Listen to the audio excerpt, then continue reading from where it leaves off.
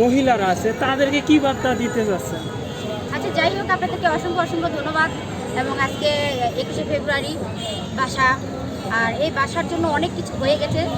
আচ্ছা, যাক, ওই পুরনো কথা আমি বলতে চাচ্ছি না, আমি নতুনদেরকে বলতে চাচ্ছি, যারা অসহায় নারীরা আছেন, যারা বিভিন্ন কাজ করতেছেন, কর্ম করতেছেন, যারা অনেকেই করেন না, বিভিন্ন ধরনের অনেক কিছু করতেছেন, সেটা ফেসবুকে গেলে দেখা যাচ্ছে। তো আমরা চলেন এগুলো বন্ধ করে দেশকে পাটের পণ্য ব্যবহার করি। পাটের পণ্য ব্যবহার বিভিন্ন আইটেমের তৈরি পোশাক তৈরি করি, এগুলা দেশবাসী এবং দেশের বাইরে যদি এগুলো সেল করা যায়, আমার মনে হয় দেশের একটু উন্নত হবে, মানুষেরও উন্নত হবে। তো এই পাটটা যেহেতু কৃষকেরা উৎপন্ন করে, তো এই কৃষকদের বিষয় বা বাংলাদেশ কৃষি মন্ত্রণালয়ের বিষয়ে আপনার আমি নির্দেশ? যেটা বলতে চাচ্ছি যে কৃষি মন্ত্রণালয় এখন দেশ নাই, এ কথা আমি আর বলতে চাচ্ছি না, কারণ ওইসব বিষয়ে আমি যেতে চাচ্ছি না। আমরা হচ্ছি যে নির্ভেজাল মানুষ, নির্ভেজালে থাকাটা ভালো। আরেকটা কথা হচ্ছে যে সরকার যদি একটু সুনজরে সুদৃষ্টিতে দেখে, এবং সাংবাদিক ভাইরা, মিডিয়ারা, প্রশাসন যারা আছে, তারা পাটের পণ্যের উপরে যদি একটু সুনজরে দেখে, আমি মনে করি দেশটা আরো সুন্দর হবে। তো কৃষকদের জন্য আপনার কি কোনো দিক নির্দেশনা আছে? আসলে এখন কলকারখানা পাটের যে ইয়াগুলো আছে, অনেকগুলো যে বন্ধ হয়ে গেছে, এগুলো যদি খুলে দেওয়া হয়, নতুন করে যারা পাটের পণ্য যারা কাজ করতে পারে, পাট নিয়ে জানি কাজ করতে পারে, পাটের মধ্যে বিভিন্ন আইটেমের তৈরি পোশাক, বিভিন্ন রকমের কাজ যদি কারুকাজ করে বিভিন্ন জায়গায় বা বিভিন্ন স্টলে এটা দেওয়া যায়, আমার মনে হয় দেশের উন্নতি হবে, মানুষের উন্নতি হবে। ঠিক আছে, ধন্যবাদ। সকালে আপনারা দেখেছেন এই ঢাকা শহরে বুক পরিমাণ পানি হয়ে যায়, একতলা ডুবে যায়, শুধু একমাত্র পলিথিনের কারণে। শুধুমাত্র পলিথিনের কারণে এই রাস্তাঘাট সব বন্ধ হয়ে যায়। যদি পলিথিনটা না থাকবে। ধন্যবাদ।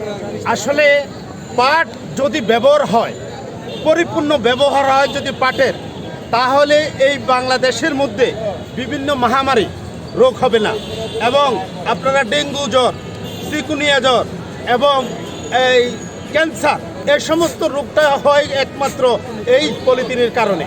তো এটা যদি বন্ধ হয়, পলিথিনটা যদি বন্ধ হয়, তাহলে এই সমস্ত থেকে আমরা বাঁচব, এবং দেশ বাঁচবে, এবং জাতি বাঁচবে, এবং দেশ উন্নত হবে। কারণ অসাধু ব্যবসায়ীরাই একমাত্র পলিথিন বাংলাদেশে প্রবেশ করে ঢুকিয়ে আজকে পাটকে ধ্বংস করে দিয়েছে।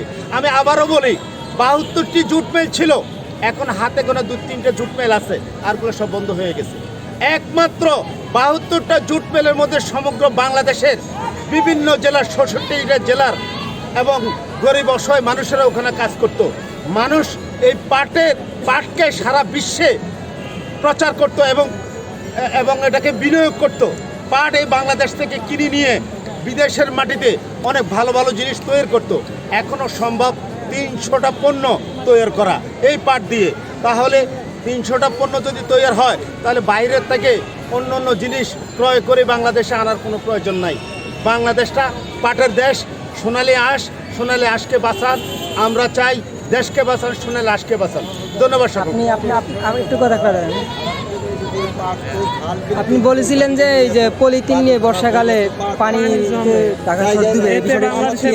জলবায়ু পরিবর্তন বা এই পলিথিনের কারণেই কিন্তু ঢাকা শহর ডুবে যায়। আপনারা দেখেন, মতিঝিলের মতো জায়গায় নৌকা চালাইতে পারবে ঠিক এরকম পানি হয়ে যায় বর্ষাকালে, আমরা দেখি। কিন্তু এই পানিগুলো নিরসন হচ্ছে না কেন? প্রত্যেকটা ড্রেনে, প্রত্যেকটা নালায় এবং পলিথিন দিয়ে জাম খেয়ে যায়। আর তখন এই জাম ছুটেতে, পানির স্রোত ছুটেতে হাজার হাজার লক্ষ টাকা সরকারের ব্যয় হয়। তো এটাও, এই দূষিত পানির দ্বারাও মানুষ বিভিন্ন রোগে আক্রান্ত হয়। আমি চাই যে এই যদি পাট ব্যবহার হয়, তাহলে এইখান থেকে আমরা উত্তরণ হয়ে আসতে পারবো, বাঁচতে পারবো, ভালো থাকবো, দেশ ভালো থাকবে, মানুষ ভালো থাকবে, আমরাও ভালো থাকবো। ধন্যবাদ সকলকে।